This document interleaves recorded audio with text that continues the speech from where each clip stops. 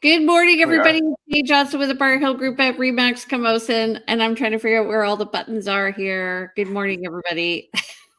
Got to reacquaint yourself. Good We're here with morning, the Victoria everyone. Real Estate Show. Sorry. Go ahead, Andrew.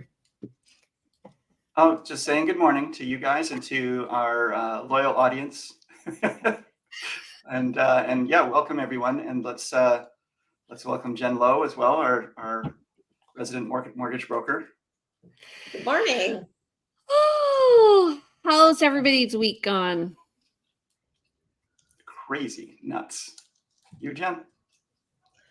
It's flown by. Yeah, I was in a conference earlier Monday and Tuesday, which was very insightful. And yeah, now all of a sudden we're at Thursday. Mm-hmm. How'd that happen? Yeah. Yeah. For me, it's been a very, we're working on getting listings going. So, and some buyers, I'm finding some people are trying to lowball right now, which is interesting to me. So, being on the listing side. I this morning submitted a backup offer on a property that went multiple offers the first round. It's been on market 6 days, and my clients, noticed it, and we went through it, and they actually love it. So we wrote a backup offer, but it turns out we're competing against perhaps 2 other people in this backup offer. And I've listed, I listed a property last week. We got an offer first day on conditional full price. There's a lot of different activity in the marketplace. It's kind of all over the place. Some areas and some configurations of housing are not as busy as others. Certain locations? Location's a big part. Yeah. And then condos are maybe not quite as strong as single family housing. Townhouses, I'm not too sure on. I think it's kind of somewhere in the middle. What do you think, you guys? Jane? So I've had, first of all, I think it's a good strategy to do a multiple offer these days because you're right. The market is kind of wishy-washy and it depends. I've had a condo where we've had two. You mean a backup offer? A backup offer where we've had 2 sets of multiple offers, and the backup offers come into play twice, like in different scenarios. And so, yeah, sometimes the backup offer can push the first offer through, but I think because there's a little bit of uncertainty, and I don't get it because it's not in other markets in Canada. It's mostly just in Victoria. That we have, a little bit of a boost? Or no, uncertainty. Uncertainty, right? Okay. Yeah. So like in Ontario, they're talking multiple offers all over again in here, but they're also at a different price point. And here, people are buying, withdraw, buy, withdraw, buy. Mm-hmm. So, yeah, interesting. I wonder if the rescission period has anything to do with. I know, an unconditional offer is not as strong as it used to be, and a backup offer is even a valid play when someone's written an unconditional offer on a property and you have clients interested, because there's a stronger chance they're going to rescind there's a chance they're going to rescind, and there's a chance people made the first offer. Yeah, because they could have made the offer more frivolously as well, knowing that they can walk away. Yeah. So anyway, there's lots of strategies to kind of mitigate that on the buying side, but I do think it's a good idea to do the backup offer because then you're there, and usually you don't have that competition. Many people are choosing not to do backup offers because they feel there may be another product, but it's literally like 3 days. Yeah, so we've got today's the 18th and the other offer is due on the 19th. It'll probably go forward and we won't get it. And we're also competing, which is rare on a backup offer, but does happen.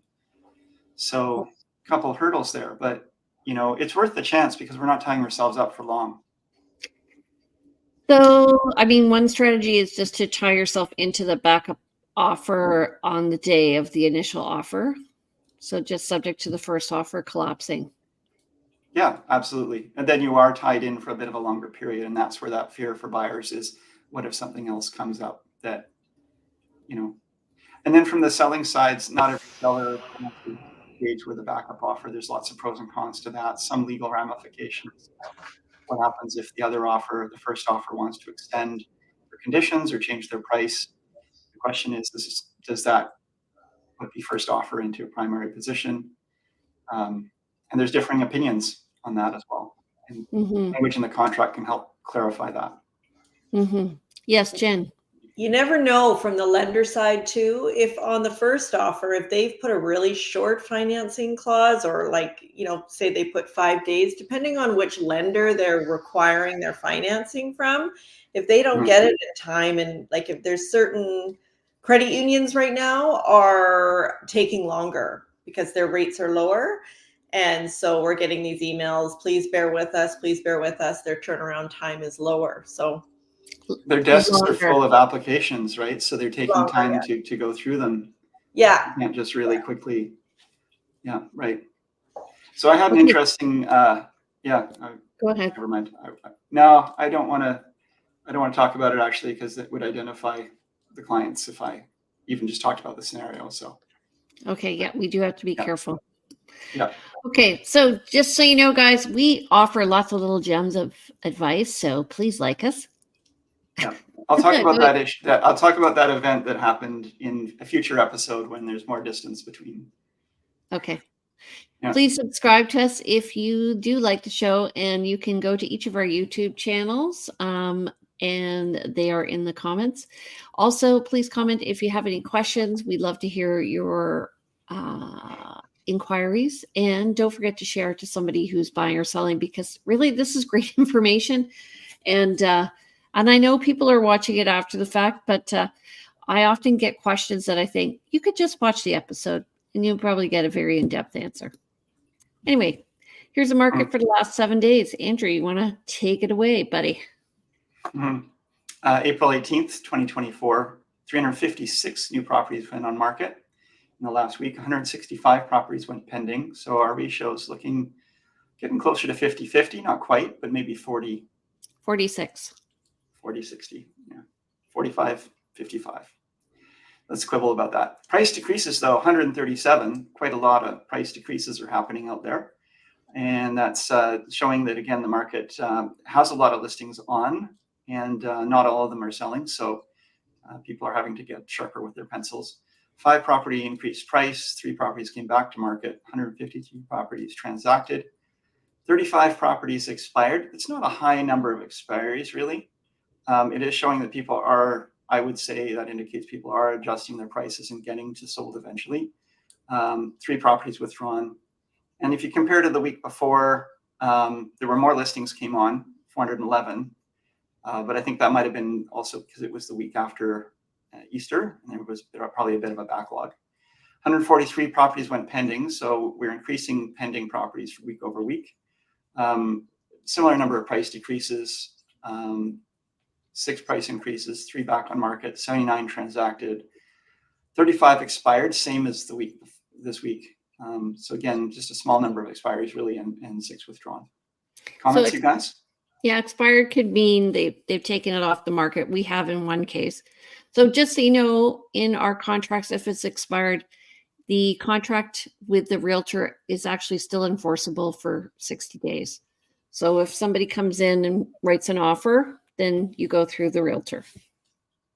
Okay, so you're talking, there's a nuance here, and for our realtor friends who are watching, and we just actually had this happen with one of our team listings, where there was a discussion around, do I cancel this listing and relist it? And no, you don't cancel a listing, because that actually cancels all of the provisions of the contract, whereas there's certain provisions that survive an expired listing.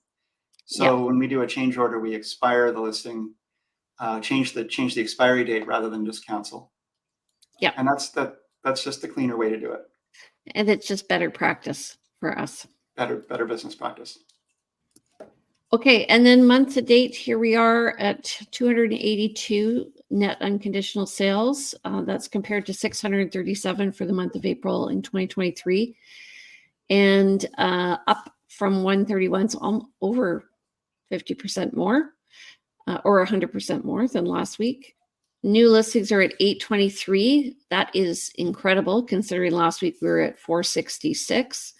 and it's probably going to extend past the 1,036 last year. I almost said 1,000,000.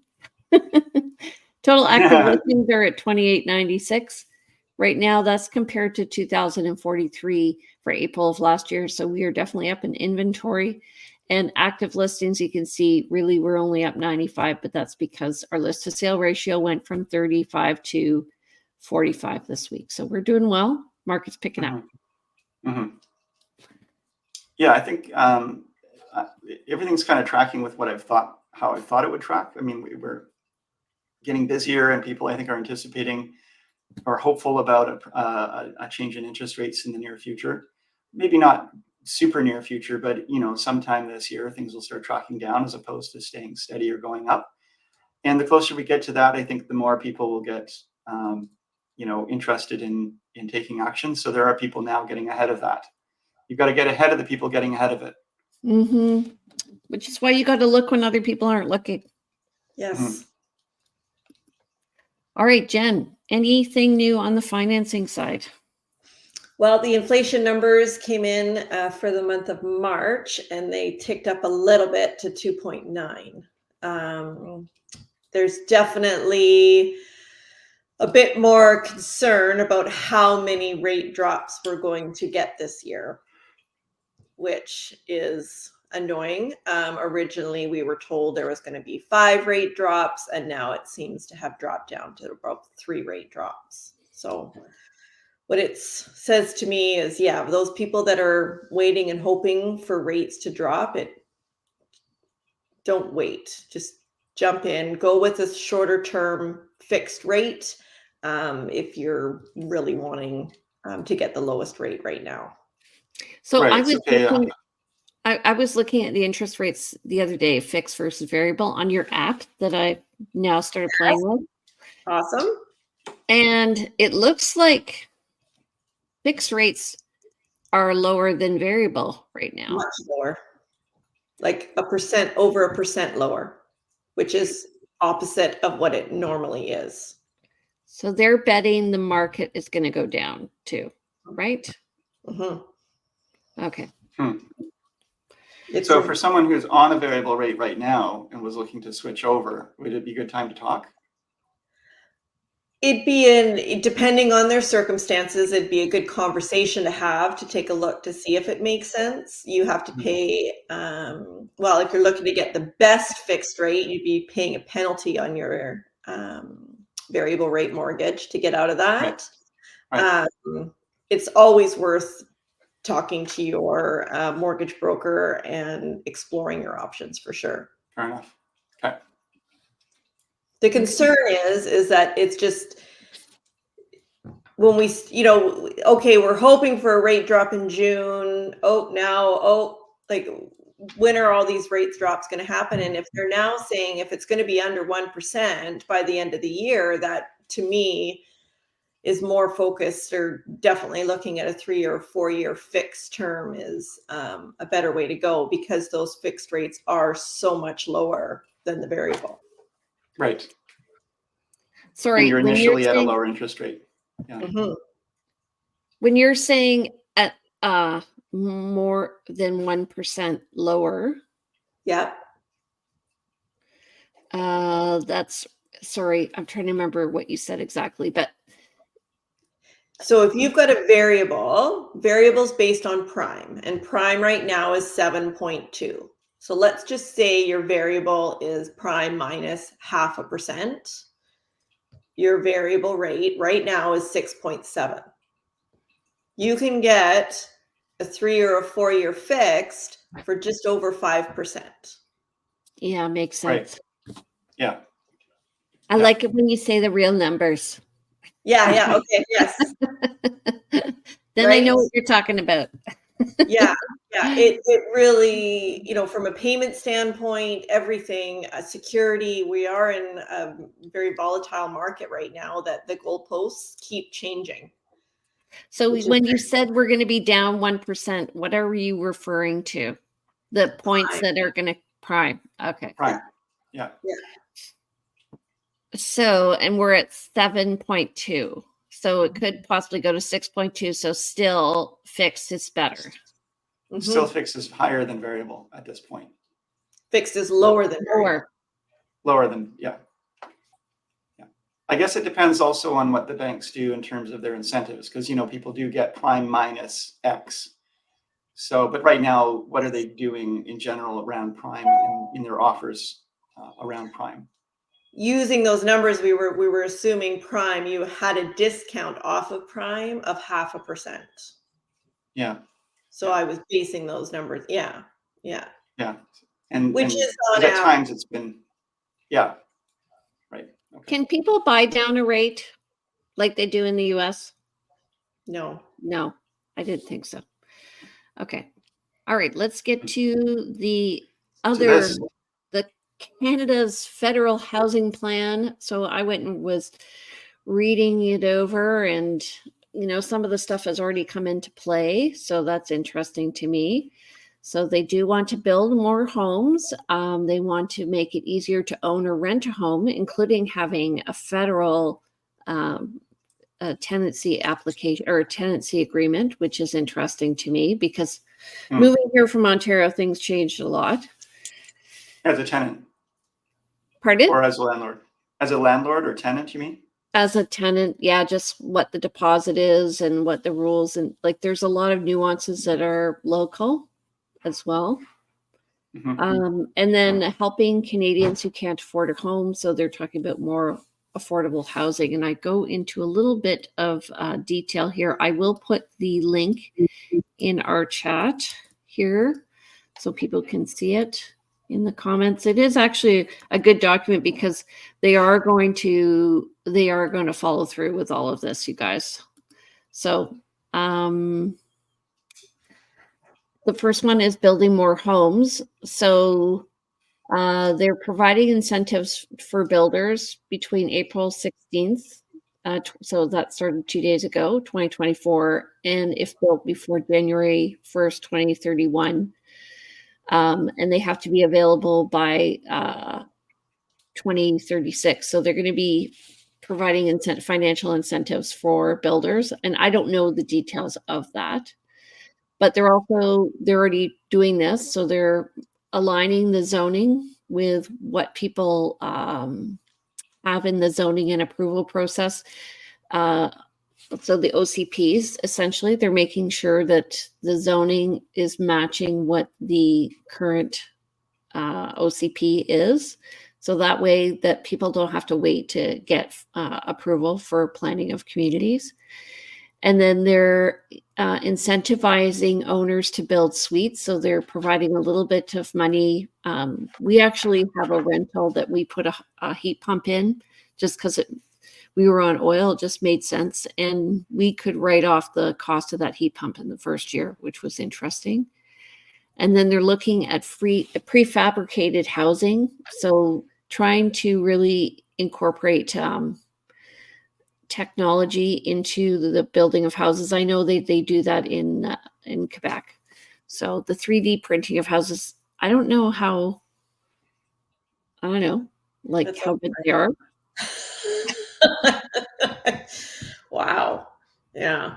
And then they're also looking at having prefabricated houses. So you say, okay, well, I want house design number 3. This reminds me of the stuff you get in the catalogs, like Eaton's catalog.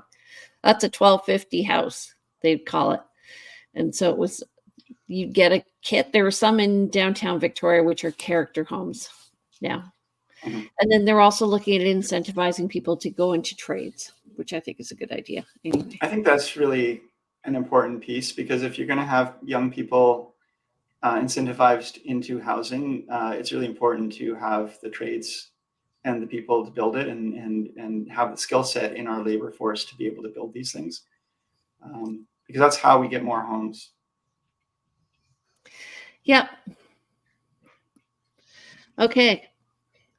So, Andrew, you want to read this over? Sure. Okay. Canada's federal housing plan, making it easier to rent or own a home. So they've got a number of things they're doing here. They're protecting renters. Under protecting renters, this will provide funding to legal services and tenants' rights advocacy organizations to better protect tenants against unfairly rising rates, rent payments, rent evictions, and bad landlords. Getting you into your first home by extending amortizations, fair, reasonable, and timely mortgage relief they can seek and receive from their financial institutions. Through supporting current homeowners, reduce cost of heating home for lower income homes, launch a new Canada Greener Homes affordability program, and protecting Canada's existing housing stock, limit short-term rentals, remove tax deductions for short-term rentals, extend foreign buyer ban, and reduce fraud. I don't. This is, yeah, so they're really going at it. It's, One good thing with the reduced fraud, I know lots of clients get very frustrated because we're always asking for more and more documents. With the reduced fraud, from my understanding and what I just learned at this lender conference that I was at, lenders are going to potentially have access to CRA. So when a client sends a copy of their notice of assessment and it shows they make $100,000 a year, as well as all the important, how they got to that 100,000, the lender will be able to confirm that notice of assessment is accurate with CRA. So that's the official notice of assessment that they were provided. It's not like you're providing CRA with other information that someone is claiming, and that's like I'm concerned about Big Brother kind of stuff here. Yeah. The problem is people are doctoring. It's become more and more easy to doctor these documents. Right. Okay. Pay stubs, all that stuff. The fraud has gotten crazy. Really? Yes. Side note, but I was just reading about how there's a theory that we're moving towards a dead internet because of all the AI that's happening on there. We're no longer dealing with live, real people. There's so much AI produced content that humanity is less involved on there. And the same thing is going with what you're dealing with there. It's harder and harder to tell what is real versus what's a doctored, artificial piece of information. And so, we need to get really robust in dealing with those things. Even pictures of housing, like for sale. We put at the bottom that we have put in virtual staging on a picture if we do that now, because we just want people to realize like this isn't what it actually looks like, but the before and after renovation, so people can see the potential of the property, because some people can't visualize it. But anyway, it's just and it's hard to tell. I mean, I had a good friend who posted a picture of the eclipse over Niagara Falls, and it was so fake, but she thought it was real, right? And then we get these text messages from people, hey mom, my phone's busted, whatever. Like nothing. Yep. I just hope when I'm old enough that I'll actually know the difference so I don't get scammed. But it's getting more and more sophisticated. So, I'm concerned about older family members, but I'm also concerned for myself as a person who is, as we get older and technology moves along, it's hard to keep up and hard to tell the difference. And when you're younger, you're maybe more in tune with that stuff. But even so, I think it's getting to the point where no longer are we going to get that same form letter that we've seen for the last 30 years that says, I'm a Nigerian general and have come into a bunch of money and want to share it with you. It's it's really, really more sophisticated. And so in our industry, you have to be really careful about that too. They talk about real estate being a face-to-face, belly-to-belly kind of business, and that's really important. I've had situations where colleagues have listed homes that weren't actually dealing with the actual homeowner, and that was an interesting event to watch. And so there is fraud out there, and it's actually becoming more and more sophisticated. And our Torrens land title system has a load of protections in place, but someone could in good faith buy a home in our current Torrens system, in good faith buy a home from a fraudster and put it into their name, and they are then protected as the new homeowner, and the old homeowner no longer owns that home, which sounds really weird. but it's how we keep clarity of title and ownership. So, if In you've got BC. title, you can be confirmed that it is your title as long as you yourself were not involved in that fraud. Yeah. A way to mitigate that or would be to add on a home equity line of credit to the title, so it's not clear title. Even if you never use the home equity line of credit, just by having it on there, you're protecting yourself. Interesting. Can you go into more nuance on that and talk about how that works?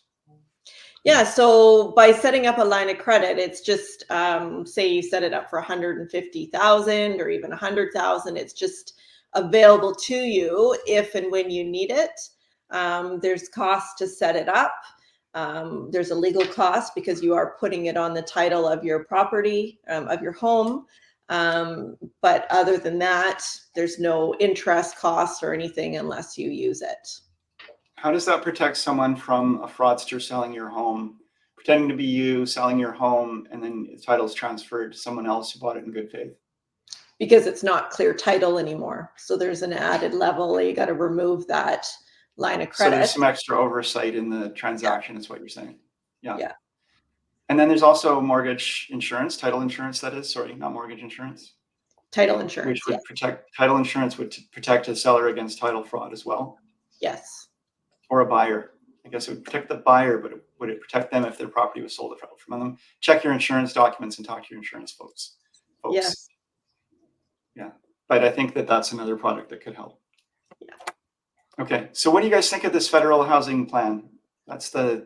We just, read it all out and talked about it, but, is it, what are your thoughts? This is only part two. This is only part two, but for me, they're already doing it. They've extended the amortizations. This thing about fair and reasonable and timely mortgage relief means they're trying to stop people going into foreclosure. They're incentivizing builders and trying to get into lower income homes. I hope it doesn't mean lower quality. That's one thing. And then the whole tenancy thing. You have some good tenants there, or good landlords there, and they're basically putting all landlords into like, you're a bad person because you've made this your income. There's a property that I know that I had a client inquire about that is up on, I won't say where it is, but it's got a really under rented. It's rented to one single person who's had it for quite some time, and they've been subletting to other people for years. So the rent is really low for this house. And I had a client inquire about it, and I said, if you wanted to buy this house today, you first of all, you'd have to take it, if you wanted to move into it, you'd have to give 4 months notice to the tenant for vacant possession. And if you did choose to re-rent it within a certain time frame, you could be under big penalties. But if you wanted to keep the tenant, if you wanted to keep using it as a rental, you can't, kick that tenant out. They have protections in place. And my client was really surprised that the rent was so low. I said, these people probably bought the home when it was much, much less expensive. Their costs are being covered. They like the tenant, whatever it is. It's a good relationship with them. But at some point, if something changes and those people wanted to take the home back for their own use, with all the protections in place, they're being kind of unfairly. You can be really fair with people as tenants, but then when you need to be fair, have fairness back, you don't always get it. Yeah. So you have to be really businesslike if you are going to be running a tenancy. You have to look at it as a business.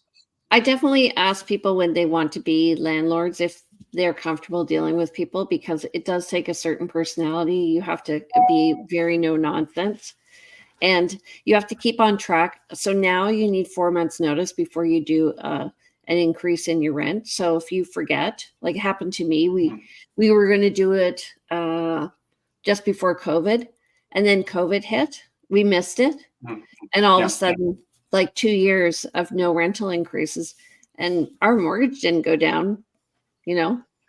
Yeah. So regarding the housing incentives, I think it's great to have incentives for more housing. I think it's really wonderful to infuse some money into an area. Like we all need more. We need more housing for people because we're growing as a country. I think we still need foreign investment. I feel like there's sort of trickle down effect if we shut the doors and only allow people within our country to be buying. We've shut the door to some great investment that would allow for more vibrancy, more infrastructure. I think shutting down short-term rentals is the same thing. People are bringing in income from these short-term rentals that allow them to have more money, that allows money to flow into our economy, which allows for more growth and building. Jane. But the foreign buyer ban, though, I think it's not as limiting as we thought, because when we went over it, people who are foreign buyers, they are welcome to buy multiplexes or commercial, and as long as they have their PR or one person has their PR or Canadian citizenship, there's lots of ways around it. So one of the things that they talk about in this paper is the lack of land, which kind of made me laugh. It's funny. But we all live in this little strip right along the southern end of Canada. So that's where that comes from. Is it's a perception, but how people live in Alaska, Yukon, and the Northwest Territories. They live in, northern Ontario and northern BC and people live in all areas of BC. And I was thinking about this, and this is maybe a little harsh, but there's all this talk about, well, when our generation or the generations before us bought their homes, they didn't have to pay so much. It's much easier for them. But they were buying homes that didn't have the quality of heating systems and the quality of wiring and the quality of windows and the infrastructure. They didn't have, they were boxes with single pane windows and poor insulation. And, the building code was not the same. And yes, they had a lot of land, but the Victoria of the 1930s and 40s was very different than the Victoria of today. And if you wanted the Victoria of the 1920s and 30s, then you could move somewhere, to a different city that's smaller, right? And I'm coming off me. I'm not harsh. I'm not being harsh, but I'm trying to be give some context and reality here to, people saying, oh, I can't afford to live in Victoria, even though I was raised here. That's true. A lot of people can't, but there's so many great places to go where you can go and create your own great place. And we do have a lot of space in Canada. So, yeah. And I also think, well, at the same time, all the land that people are wanting to build on is the arable land where we need it for growth of all of Southern Ontario is housing now. And that's probably the most fertile land in Canada. It's A+ agricultural land, and it's all going. Yeah, so. No, I'm really glad that we do have the ALR and that we do need that, and just for nature and everything else. So when it comes to growth, up is better than out in many ways, but we still have room to grow up in smaller communities as well. Well, and they do have that as part of the program. They do have that, so to grow up. Let's go back to that.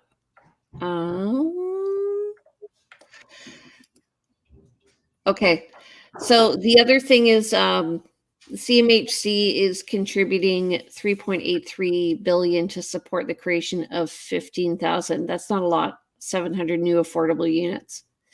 So, and they are looking at people in need. We're talking here, and these dogs and cats are walking in behind us. So, I think this is great. 25% of the investments went to women-focused housing projects, and 40% to Indigenous peoples. And they do have a federal program called Reaching Home, and the whole point of it is to reduce these encampments that are all over Canada and reduce homelessness and shelter asylum seekers. So those are people from outside of Canada. So it is, I applaud them, but I also worked in government, and I know how, when I read the end of this, it's supposed to be neutral, but it was very political. It sounds great. They're bringing in these different programs to help, but really, honestly, the challenge is non-permanent immigration and the amount of people that are coming into the country, and we do not have the supply to house everybody. And if it's non-permanent, does that mean they're leaving again? We build a bunch of supply, and then after they're gone, do we have a bunch of empty homes and a market crash? I don't know the stats on that stuff, but well, part of the issue is we allowed, well, I think these people were already here, but they brought in all the people who were on academic scholarships or whatever here, and they said, okay, well, you can get your permanent residency, and so all of a sudden statistically our population increased because those people became naturalized Canadians. But they were already here, and it wasn't really a physical increase. Okay. Yeah, but now we need to address housing them. Yeah. Okay. I think it's interesting. We've got incentives on building rentals, but we've also got restrictions on the ability to rent and rent increases and kicking tenants out for your own purposes. Capital gains. So there's good incentives, but is it going to be enough for builders to see? Because if it's purpose-built rentals, then someone has to see the business use case to build a purpose-built rental to get enough income out of it to make sense. And so as an investment vehicle, does it make sense to do that? And I don't know if is there enough? So one of the things they talk about in this report is moving from keeping an ownership in the land, Canadian, and leasing the land to the people. So it would be like a Canadian government-owned land, and then they would lease the property, like 100-year lease, to, I don't know, a developer or builder or whatever. Right. Yeah, Canada is opening up a lot of government lands to development. So I guess it's cheaper. It makes it cheaper for the developer to build. Yeah, but almost gets free land. The incentive. But ironically, it's harder to finance leased land. Yeah. And it's going to cost more. So then again, it goes back. Well, why would I do that? I don't know. Like, but that's more on a commercial basis though, because these are purpose-built rentals we're talking about, not resale homes. Mm-hmm. Right. So it's a little, I mean, probably a commercial loan would be a little different when they're just looking at pro forma and how that works and so forth. But I think what's going to happen is we're going to see lots of condo buildings, as you said, Andrew, and we're going to see, we had a condo boom in the 90s. Yeah. Mm-hmm. Yeah. And we're going to see people building up over commercial. So, and I know I've already been asked about it from clients. So looking at malls, like I'm thinking Millstream Mall, those are low level commercial buildings, and hopefully they have a foundation to put something on top of them. It just makes sense there. They have the parking there. Everything's there. So that's one way to satisfy these things. Okay, so let's just move on to the show here. Real estate needs and wants. Andrew, do you have any new listings or needs and wants? Okay, it's not within 3 days, so I can't talk about one new listing coming. I can talk, certainly I've got buyers again. I've got a buyer looking for a investment property under $1 million. Does not have to have a suite, but just a smaller home on a larger lot, something with some good upside potential in the future, perhaps, but just ability to kind of have it relatively, they're going to be putting down a lot of cash, so it doesn't need to be turning a profit necessarily, but it shouldn't be a big liability. So it doesn't need to be really highly finished, just not needing a lot of work also. Sort of mid-grade, nice quality, run-of-the-mill home. Anywhere from Saanich, Victoria, Esquimalt, sort of the core. Definitely, I'm looking for a condo in a higher quality building on the outskirts. So, for example, we've looked at Trevino in Royal Oak. we wouldn't be looking downtown. We want to be somewhere where there's a bit of a quiet outlook. We looked at the Rainbow Hill development near Christmas Hill. We've looked out at the development at the Reunion at Belmont Park.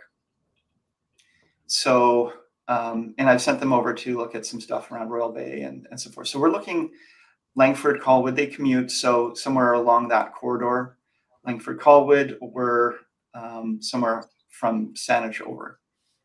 Up to, I'd say 8 is the comfortable spot, but we would probably go to 9. And then again, this is the, hammering on this nail over and over again, but really, really need under $2 million a house, Bay Fairfield with 3 bedrooms on 1 floor. We got close the other day. We are definitely out actively looking. And if you've got anything out there, we would love to hear about it. As well as in the Fairfield Oak Bay, highly walkable property under 1.6 with a suite, 1.3 without. Which just a good, cute home with a nice kitchen, at least 2 beds, plus some space for the grandkids to come and play. Sounds like a nice place. Yeah. That's what we've put the backup offer in, but I don't know if we're going to get it. Okay, so we relisted our place at 3842 Cactus. That's a 3,000 square foot home in Metchosin that's stunning, built by or designed by a millwright. And so that is now 1.598. And then we have another listing on that's coming up on Graceland. That's 2,340 square feet, I believe. And that one is 3 bedrooms, 3 baths, and it's on an acre and it has a view. It's 1 level with a double car garage. It is at the top of a hill. So you drive up, level parking, and then you walk up to the house. And then we have a beautiful listing on Caspian, 268 Caspian. So that's a 4 bedroom, 4 bath. It's 2,343 square feet. And it's in Royal Bay. And so if you're looking for a great neighborhood, honestly, every time I go, I'm just so impressed by how many young families there are there. And we have a little townhouse, 3 bedroom, 3 bath townhouse on Walfred. That is 1,634 square feet.